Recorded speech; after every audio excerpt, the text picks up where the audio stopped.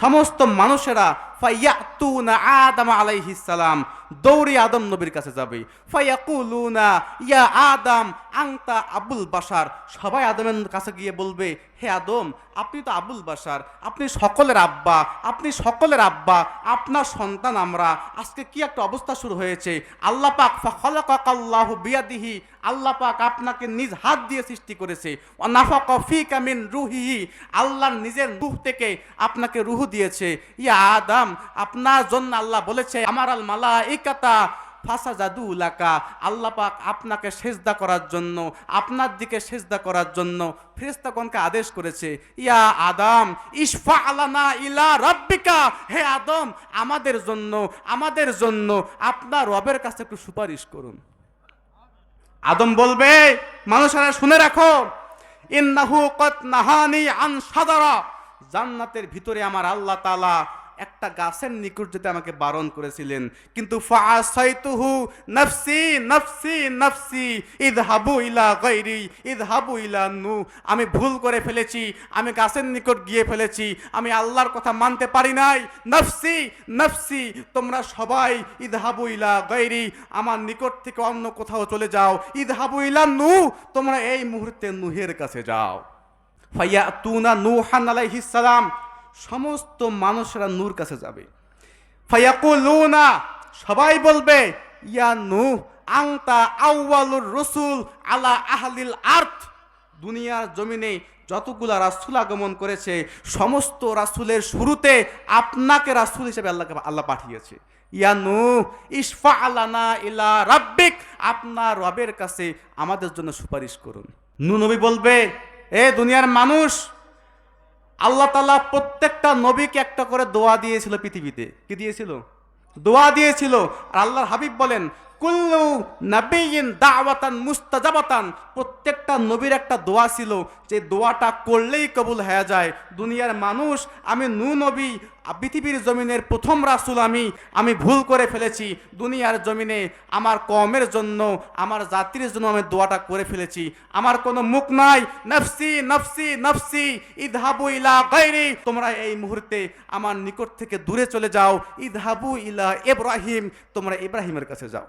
ফায়াতুনা ইব্রাহিম আলাইহিস সালাম, সমস্ত মানুষেরা ইব্রাহিম আলাইহিস সালামের কাছে যাবে, গিয়া বলবে, ফায়াকুলুনা ইয়া ইব্রাহিম আনতা নাবিয়ুল্লাহ ওয়া খলিলুহু মিন আহলিল আরদ, হে ইব্রাহিম আলাইহিস সালাম, আপনি আল্লাহর নবী, দুনিয়ার সমস্ত মানুষের মধ্যে আল্লাহ আপনাকে খলিল বানিয়েছেন, আপনাকে বন্ধু বানিয়েছেন।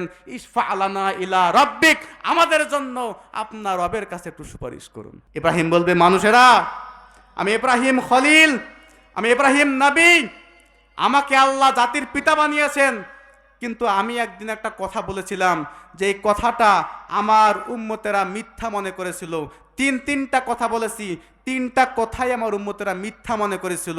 আমি মিথ্যা বলতে পারি না, আমি হিকমত দিয়ে কথা বলেছি, কিন্তু তারা আমাকে মিথ্যাবাদী সাব্যস্ত করেছে। আমার পক্ষে সম্ভব নয়। নফসি নফসি নফসি ইযহাবু ইলা গায়রি ইযহাবু ইলা মূসা, আমার ভুল হয়ে গেছে। নফসি নফসি, আমার নিকট থেকে দূরে চলে যাও। ইযহাবু ইলা মূসা, তোমরা মূসার কাছে যাও। মূসা ৭০,০০০ নবীর নেতা, মূসা তোমাদের জন্য দোয়া করতে পারে। সবাই ফায়াতুনা মূসা আলাইহিস সালাম, সবাই দৌড়িয়ে মূসার কাছে যাবে, গিয়ে বলবে, ইয়া মূসা আনতা রাসূলুল্লাহ ফাদ্দালাকা বিরিসালিহি ওয়া কালামিহি, হে মূসা, আপনি আল্লাহর রসুল, আল্লাহ আপনাকে সম্মানিত করেছেন, আল্লাহ আপনাকে রিসালাত দিয়েছেন, আল্লাহর সঙ্গে আপনাকে ডাইরেক্ট কথা বলে দুনিয়ার সমস্ত মানুষের মধ্যে আপনাকে সম্মানিত করেছেন। ইশফা লানা ইলা রাব্বিক, আপনার রবের নিকট আমাদের জন্য একটু সুপারিশ করুন। মূসা বলবে, দুনিয়ার মানুষ, যখন আমি বালক ছিলাম, কি ছিলাম? যখন আমি বালক ছিলাম, বালক থাকা অবস্থায় ফেরাউনের বাবুসি আমার কাছে এসেছিল, একটা ভুল কথা বলেছিল, এমন একটা থাপ্পড় দিছি, এক থাপ্পড়ে সে মারা গেছে। না, আল্লাহ আমাকে আদেশ করেনি তাকে থাপ্পড় দাও, আল্লাহর আদেশের বারে তাকে থাপ্পড় দিছি, আল্লাহর আদেশের বারে তাকে হত্যা করছি। আমার হত্যার ভুল আছে, আমি পারবো না। নফসি নফসি, আমার নফস, ইযহাবু ইলা গায়রি, আমার নিকট থেকে দূরে চলে যাও। ইযহাবু ইলা ঈসা, ঈসার কাছে চলে যাও। ফায়াতুনা ঈসা আলাইহিস সালাম, সমস্ত মানুষেরা তখন ঈসার কাছে যাবে, কে বলবে ইয়া ঈসা, হে ঈসা আনতা রাসূলুল্লাহ ইশফা লানা ইলা রাব্বিক, হে ঈসা আপনি আল্লাহর রাসূল, আপনি আল্লাহর কাছে দোয়া করুন, তাতে আল্লাহ তাআলা হিসাব শুরু করে আমাদের জন্য একটু সুপারিশ করুন। ঈসা কি বলবে জানেন? ঈসা কি বলবে? অবাক হয়ে যাবেন। সমস্ত নবীরা আদম একটা ভুলের কথা বলবে, মূসা একটা ভুলের কথা বলবে, ইব্রাহিম একটা ভুলের কথা বলবে, নূহ একটা ভুলের কথা বলবে, কিন্তু ঈসার কথা বলে নবীজি বলেন, ঈসাকে যখন প্রশ্ন করা হবে, হে ঈসা আমাদের জন্য একটু দোয়া করুন, লাম ইয়াযকুর জাম্বা, ঈসা একটাও পাপের কথা বলবে না। প্রশ্ন করতে পারেন কেন বলবে না? প্রত্যেকটা নবী পাপের কথা বলবে, সব নবীর একটা করে ভুলের কথা তারা উল্লেখ করবে। যদিও নবীরা মাসুম, নবীদের কোনো গুনাহ নাই, কিন্তু নিজেদের পক্ষ থেকে একটা ভুল তারা উল্লেখ করবে। ঈশার ক্ষেত্রে নবীজি বলেন লাম ইয়াযকুর জাম্বা, ঈশা একটাও ভুলের কথা বলবে না। কেন বলবে না? মুহাদ্দিসনে কেরাম বলেন আদম ভুলের কথা বলবে, কারণ আদম চিন্তা করবে আমার কোনো গুরু নাই, আমার কোনো নেতা নাই। ইব্রাহিম পাপের কথা বলবে, কারণ ইব্রাহিম চিন্তা করবে আমার কোনো নেতা নাই, আমার কোনো নবী নাই। মূসা পাপের কথা বলবে, কারণ মূসা জানবে আমার কোনো নবী নাই। ইব্রাহিম পাপের কথা বলবে, কারণ তার কোনো নবী নাই। আর ঈসা আলাইহিস সালাম পাপের কথা বলবে না, কারণ ঈসা আলাইহিস সালাম শেষ জামানায় আখিরি নবীর উম্মত হয়ে আসবে, আর যে ব্যক্তি আখিরি নবীর উম্মত হবে তার কোনো আর গুনাহ নাই।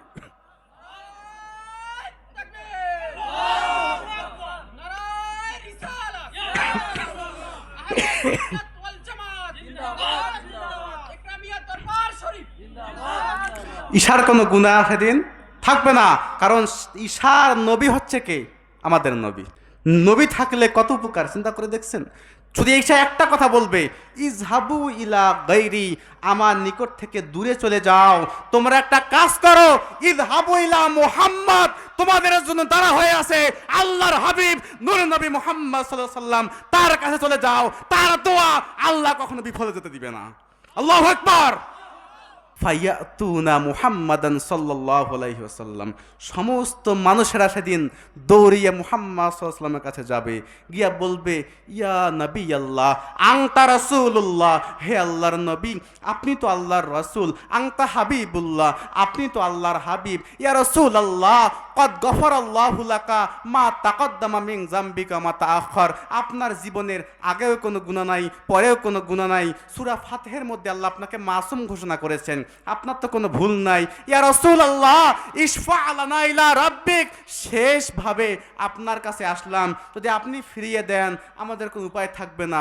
হে আল্লাহর রাসূল আমাদের জন্য একটু আল্লাহর কাছে সুপারিশ করুন। আল্লাহর হাবিব বলবে তোমাদের অপেক্ষায় আমি আছি। সঙ্গে সঙ্গে আল্লাহর হাবিব সেজদায় পড়ে যাবে।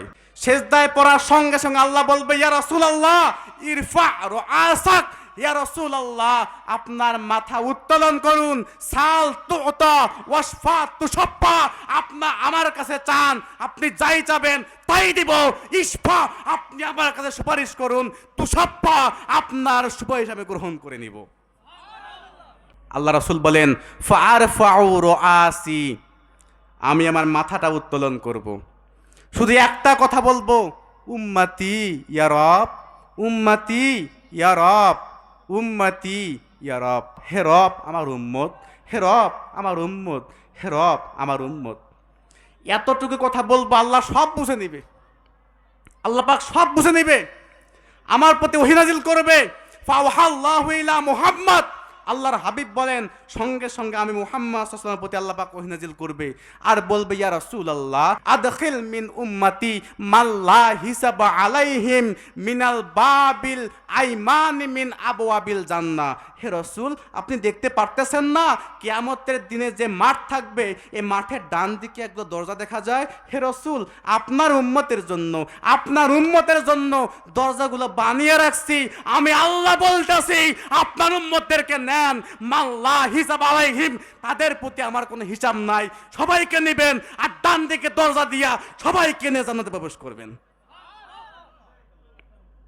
কার সাথে প্রেম করেন মিয়া? নবী ছাড়া উপায় আছে?